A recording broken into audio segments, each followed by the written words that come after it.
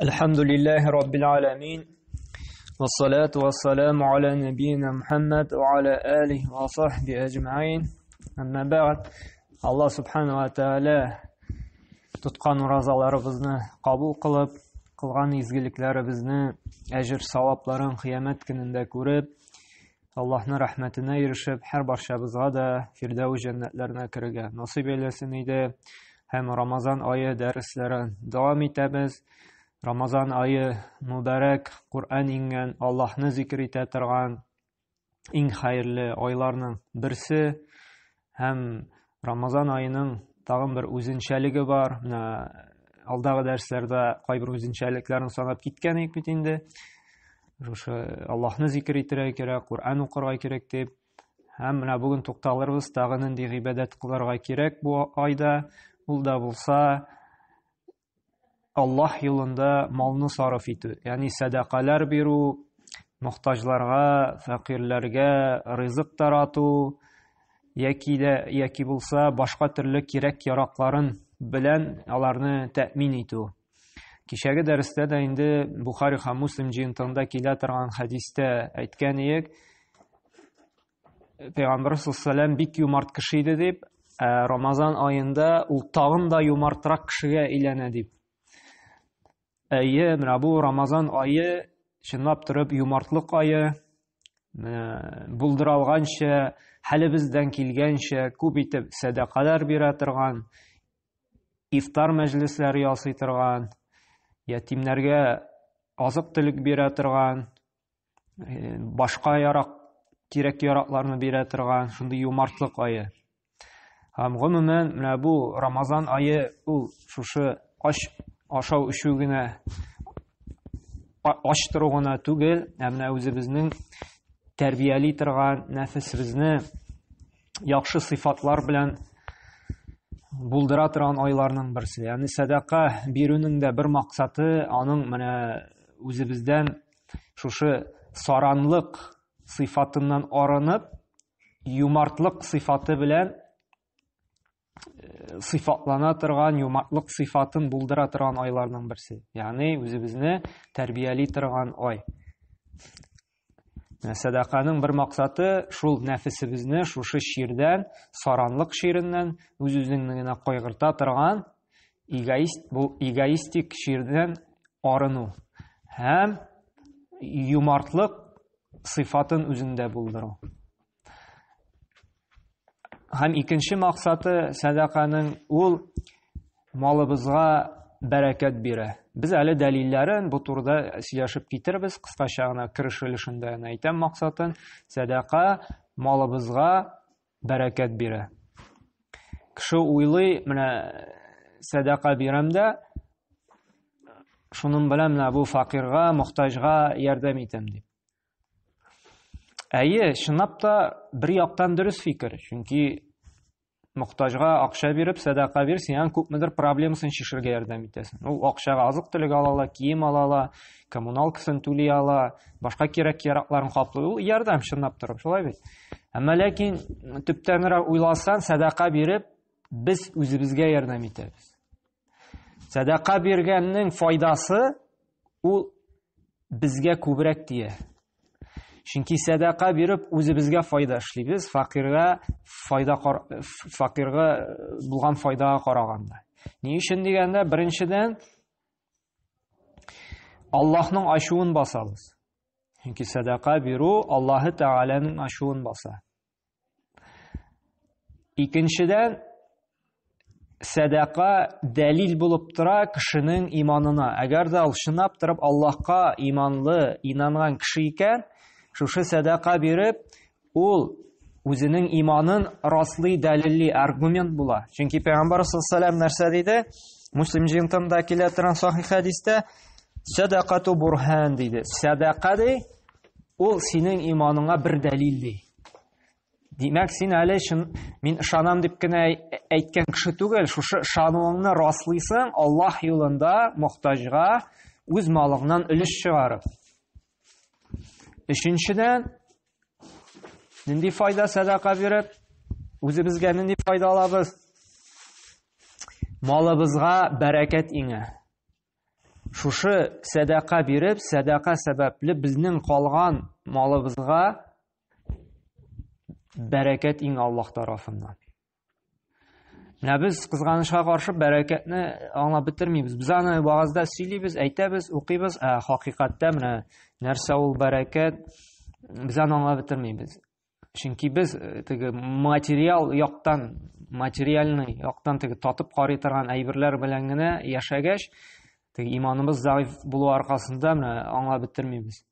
Менә кешедә 10 мең акча бар, мәсәлән. Шуның 1 меңен садака итеп бирә икән мохтаҗга. Шушы 1 мең биргән садака хисабына теге калган 9 меңне Аллаһ да бәрәкәт бирергә мөмкин. Ничек итеп? Шушы саклый ул малын, чыкмый. Яна Аллаһ Тәгалә саклый аны бәла-казадан, авыртудан, көтелмәгән расходлардан, анда теге штрафлардан.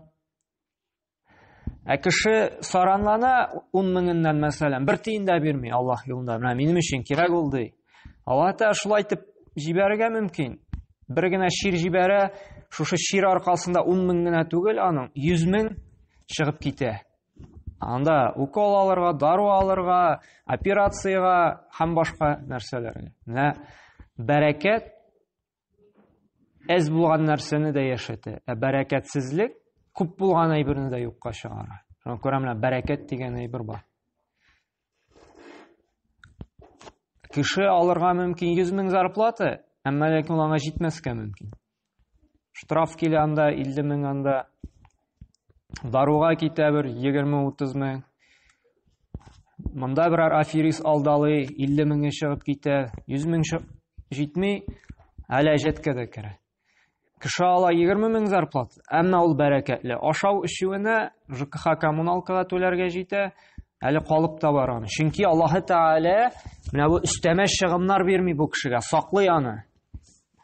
Ни сәбәпле? Шушы юмартлыгы аркасында, шушы биргән садака сәбәпле. Шуңа күрә менә бу биргән садака без уйлыйбыз менә шушы фәкыйргә ярдәм итәбез дип. Хаклыкта тирәнрәк уйласак, без үзебезгә ярдәм итәбез. Шушы садака хисабына. Һәм без әле аңа менә хәзер дәлилләр алып китәрбез, шушы бөтен сөйләгән сүзләргә, шушы юмартлык сыйфатын үзебездә булдырырга кирәклеген, гомумән ислам дине ул юмартлыкка чакыра торган, бер-береңне кайгырта торган, мохтаҗларга, ятимнәргә, инвалидларга, тол хатыннарга, күп балалы гаиләләрне кайгыртып, хәлләренә кереп, аларны азык-төлек белән, кием белән тәэмин итеп, бер-береңә ярдәмләшеп яши торган дин. Һәм Аллаһ Тәгалә сараннарны яратмый. Һәм саран кешеләргә шушы малын җыеп, Аллаһ юлында сарыф итмәгән кешеләргә кыямәт көнендә ди, шушы маллары бугау булыр ди муеннарына. Һәм менә хәзер инде дәлилләр алып китербез. Пәйгамбер саллаллаһу әйтә, менә беренче безнең дәлил бу безнең Бухари җыентыгында килә. Пәйгамбер саллаллаһу әйтә: "Фаттакун нара валау бишшаққи тамара, фаман лам яҗид факалиматун таййиба" ди. Аллаһның газабыннан ди, җәһәннәм утыннан ди, ярты хөрмә биреп кенә булса да ди, сакланыгыз ди. Әгәр дә ансы да булмаса инде ди, хәерле сүз белән булса да ди, садака бирегез ди. Менә бу дәлил нәрсәгә? Менә бөтен кеше бит бай түгел, шулай бит. Кемдер 10 мең, 100 мең садака бирәләр. Кемдер анхатлык бирә алмый, 100 сум гына бирәләр. Менә бу дәлил булып тора, кичкенә генә садака белән булса да ди, үзегезне җәһәннәмнән уттан саклагыз ди. Незначительный, кичкенә генә сумма белән булса да. Анда 50 сум, 100 сум, 200 сум, менә шундый кеше үз ниенә карап инде. Әмма ләкин ул даими булырга тиеш ди. Һәр даим кичкенә булсын, даими. Чөнки Муслим җыентында килә Айша радиллаһу анһадан. Аллаһ каршында ди, иң хәерле гамәл әз булса да дәвамлы булган гамәл ди. Әз булсын ул 50 сум, 100 сум, әмма дәвамлы. Анда көн аралашма, атнага бермә, даими. Елга бер бирү генә түгел. Даими. Чөнки Аллаһ та менә шушындыйны ярата. Менә шушындай кичкенә генә бер садака белән булса да ди, үзегезне җәһәннәм утыннан саклагыз ди.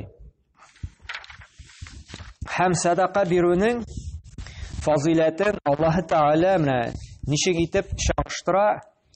Бигрәк тә бу чагыштыру безнең авыл җирлегенә туры килә. Менә хәзер бит инде иген чәчү вакытлары җитә, шулай бит бакчада менә үсентеләр үстерә торган вакыт. Аллаһ Тәгалә менә шушы иген үсентеләр чәчү белән чагыштыра садака бирүне. Ул Бакара сүрәсенең 261 аятында әйтә, бигрәк тә менә садаканың фазилаты, садака турында кемнең укып беләсе килә, менә Бакара сүрәсенең шушы 260, 261, 62, 63 анда китә санап, шуннан укып тирәнрәк белеп була. Бик күп аятлар килә шушы садаканың фазилаты турында. Allah subhanahu wa ta'ala ayta مثل الذين ينفقون أموالهم في سبيل الله كمثل حبة أنبتت 7 سنابل في كل سنبلة 100 حبة والله يضاعف لمن يشاء والله واسع عليم de.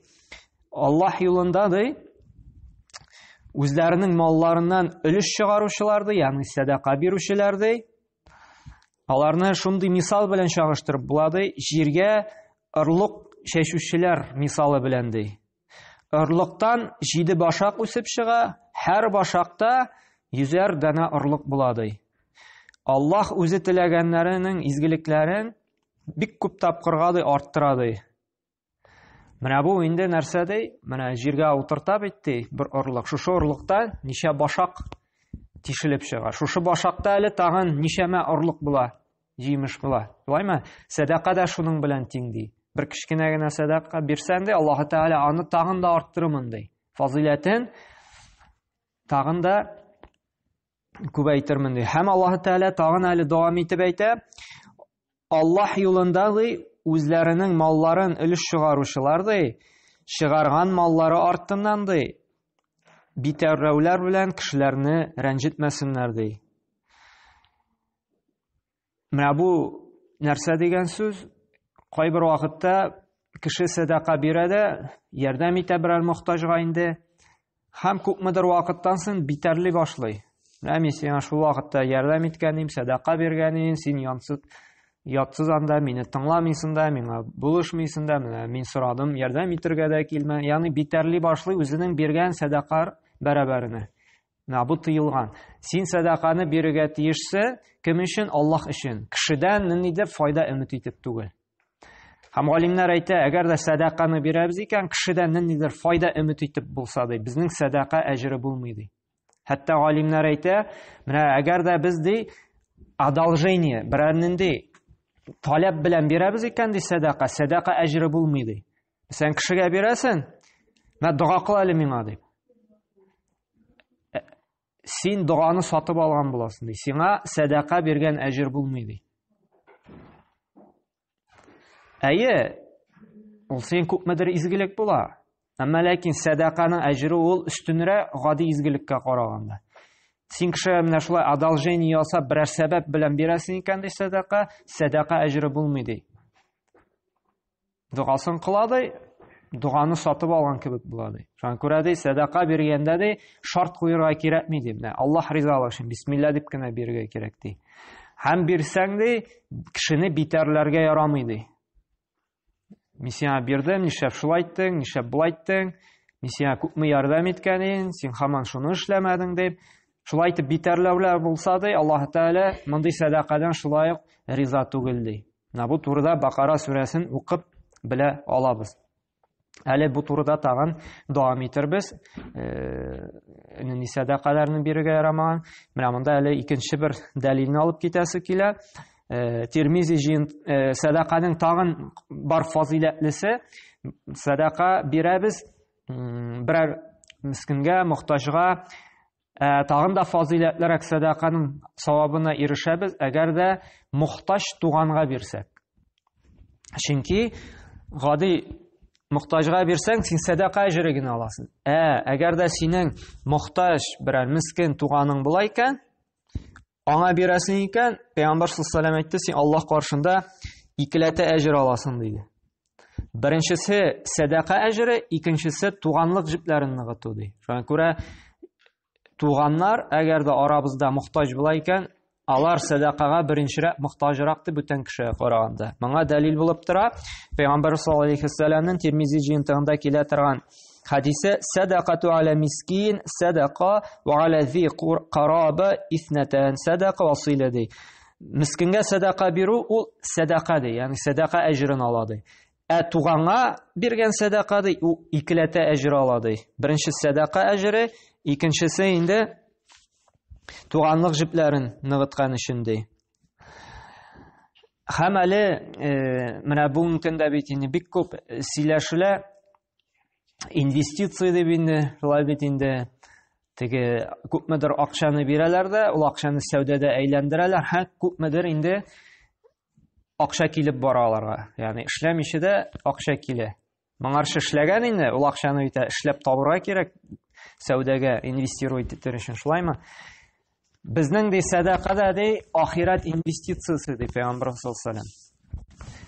Әгәр дә кеше бу дөньяда күп итеп садакалар биреп калдыра икән, һәм ул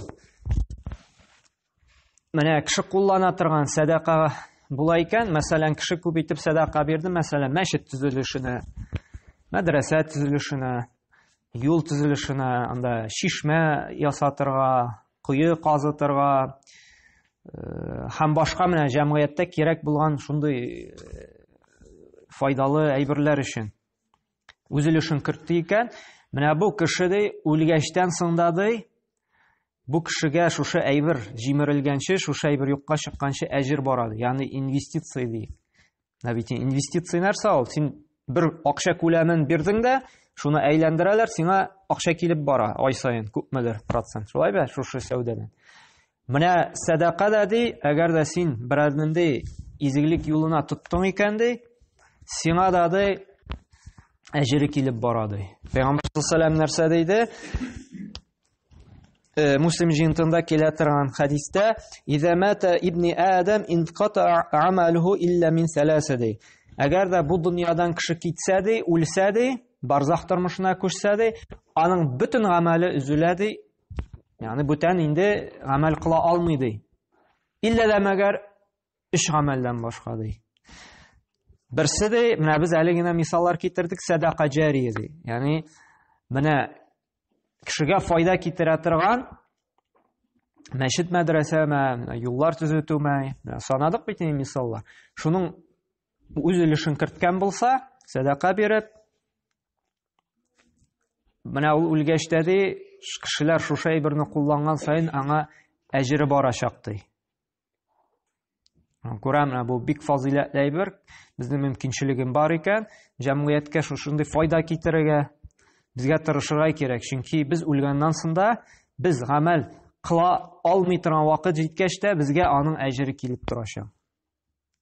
Кыямәт көндә бит безгә менә бу әҗрләр бик кирәк булачак. Бик сорарбыз, бик үкенербез: "Эй Раббым, кире кайтарсаң иде, изгелекләр кылыр идем" дип, әмма ләкин кайтып булмас. Һәм менә шушындый безнең биргән садакалар безгә ярдәмгә киләчәк. Һәм икенчесе нәрсә ди?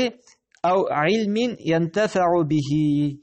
Һәм икенчесе дә инде гыйлем ди. Әгәр дә кеше бу дөньяда шәкертләр тәрбияләсә, китаплар язса, шушы ваазлар, дәресләр яздырып калдырса, ул үлгәннән соң да аның гыйлемен кеше куллана икән, китапларын укый икән, ваазларын тыңлый икән, аннан өйрәнгән шәкертләр калган шәкертләрне тәрбияли, укыта икән, үлгәч аңа да шушы гыйлемнең әҗре барачак. Ул укыткан саен, өйрәнгән саен. Бу шулай бик фазилатлы гамәл. Тырышырга кирәк балаларны, оныкларны дугалар, сүрәләр, намазлар укырга өйрәтергә. Чөнки без үлгәннән соң да алар укыган саен безгә әҗр, савабы барачак. Һәм өченче нәрсә? Ау валадун салih yad'u lahu. Өченче тәрбияле, дуга кылучы бала. Әгәр дә без шушындый балалар, оныклар тәрбияләп калдыра алабыз икән, менә без үлгәннән соң да безгә дугалар кылса, безгә дә шулай әҗре барачак. Аллаһы Тәгалә инде безнең гөнаһларыбызны ярлыклаячак. Әгәр дә Раббым әти-әниемнең гөнаһларын гафу итсәң иде, кичерсәң иде дип, шушы бала дуа кыла икән, балаларыбыз, оныкларыбыз безнең исемнән садака бирсә, берәр төрле изгелек кылса, безгә дә әҗер барачак. Менә безгә омтылырга кирәк. Нишләргә? Иң беренче балаларыбызда менә бу дуа кылырга өйрәтергә, изгелек кылырга өйрәтергә. Без өйрәтәбез акча эшләргә, алдаларга, шулаймы? Хәйләләргә, үзебезгә гынах эшләргә өйрәтәбез. Чөнки без ялганнарга өйрәтеп ялганлады икән, безгә гынахы барачак. Без начар эшләрдә хәйләләргә өйрәттек икән, шушы начар эштә хәйләләгән саен, бузык фахиш эштә безгә гынахы барачак. Шуңа күрә безгә сакланырга кирәк нәрсә без өйрәтәбез. Әгәр дә без дуа кылырга өйрәттек икән, сүрә ятлап өйрәттек икән, намаз укырга өйрәттек икән, садака бирергә өйрәттек икән, кешеләргә ярдәм итәргә өйрәттек икән, бу вакытта алар эшләгән саен безгә дә савап барачак. Шуңа күрә менә омтылырга кирәк, шушындый балалар тәрбияләп калдырырга. Һәм садака биргәндә biz инде менә бер ифтар мәҗлесендә дә аны сөйләп киткән, хәләл яхшы нәрсәләрдән генә өлеш чыгарырга кирәк. Садака булырга тиеш хәләл малдан гына. Һәм үзең тели торган, үзең яраткан яхшы малдан гына. Әгәр дә син срогы чыккан, бракованный, үзең дә куллана алмый торган, куллана киләм, җирәнә торган әйберләрдән, ризыктан, анда киемнәрдән бирәсең икән, Аллаһ Тәгалә кабул итми.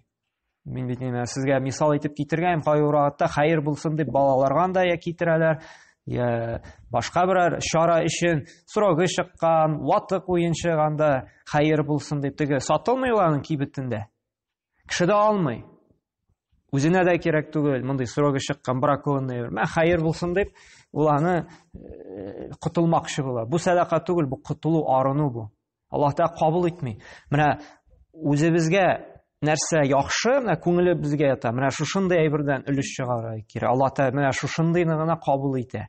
Аллаһ Тәгалә яхшы һәм яхшыларны гына кабул итә диде Пәйгамбәр саллаллаху Муслим җыентыгында килә торган хадистә. Һәм бу сүзләргә дәлил шушы Бакара сүрәсенең 267-нче аяты: وَلَا تَيَمَّمُوا الْخَبِيثَ مِنْهُ تُنْفِقُونَ وَلَسْتُمْ بِآخِذِهِ إِلَّا أَنْ تُعْمِدُوا فِيهِ. Allah Subhanahu wa Ta'ala нәрсәдә? Эй иман китерүчеләрдә, кәсеп иткән тапкан малларыгызның да яхшысыннан гына һәм сезнең өчен җирдән чыгарган нәрсәләрдән генә өлеш чыгарыгыз ди. Һәм нәрсәдә? Менә без әйткән сүзгә дәлил начарын өлеш итеп чыгаруны тели күрмәгез ди. Ягъни начар әйбердән садака бирмәгез ди. Сез бит аны үзегез дә күзегезне йомып та алмас идегез ди, шушы начар әйберләрегезне ди. Аллаһ Тәгалә Бакара сүрәсендә әйтә: әгәр дә сезгә дә җирәнгеш икән, теге була бит, теге киеме тузды, җыртыганда, үзе дә киергә ояла, әйдә буларга ярыйны дип бер мискиннәргә илтеп бирә, шулаймы? Яки анда берәр товарны сатып алды, берәр срогы чыкты, уйланы кулланмый, курка кулланыр, әйе, бу мискиннәргә ярый инде дип илтеп бирә. Менә бу ярамый. Аллаһ та кабул итми. Бу садака түгел, бу котылу, арыну. Һәм Аллаһ Субханаһу ва Тәгалә нәрсәдә? Имран сүрәсенең 92-нче аятында: وَلَا تَنَالُوا الْبِرَّ حَتَّى تُنْفِقُوا مِمَّا تُحِبُّونَ ди. Яраткан нәрсәләрегездән садака итеп өлеш чыгармыйча ди, тақвалыкка, изгелек савабына ирешә алмассыз ди. Менә без үзебез ярата торган кадерле әйберләрдән өлеш чыгарырга тиешбез. Шул вакытта гына да Аллаһ та тақвалыкка, изгелек савабына ирешерсез ди. Дөрестлектә сез нәрсәдән генә өлеш чыгарсагыз да ди, Аллаһ аның турында белеп тора ди. Һәм яхшысы белән инде нишләячәк? Кайтарачак. Һәм шулай ук Аллаһ Субханаһу ва Тәгалә бик күп аятларда әйтә моны, кеше аңласын өчен, төшенсен өчен. Инсан сүрәсенең 8-нче аятында әйтә: وَيُطْعِمُونَ الطَّعَامَ عَلَى حُبِّهِ مِسْكِينًا وَيَتِيمًا وَأَسِيرًا ди. Һәм алар ди, кемнәр ди? Шушы мөэминнәр, Аллаһка инанган бәндәләр ди. Алар ди Аллаһ ризалыгы өчен ди, мискиннәргә, ятимнәргә һәм тоткында булганнарга ди ризык итеп һәм садака бирерләр ди, үзләре яраткан нәрсәләреннән ди. Һәм менә шуңа күрә, менә бу безгә дәлилләр нишли, үзебез яраткан, үзебезгә кадерле булган нәрсәләрдән генә өлеш чыгарырга кирәк, яхшы әйберләрдән генә. Менә бу бик мөһим әйбер. Аннан соң инде менә шулай Хәшр сүрәсенең 9-нчы аятында Аллаһ Субханаһу ва Тааля әйтә: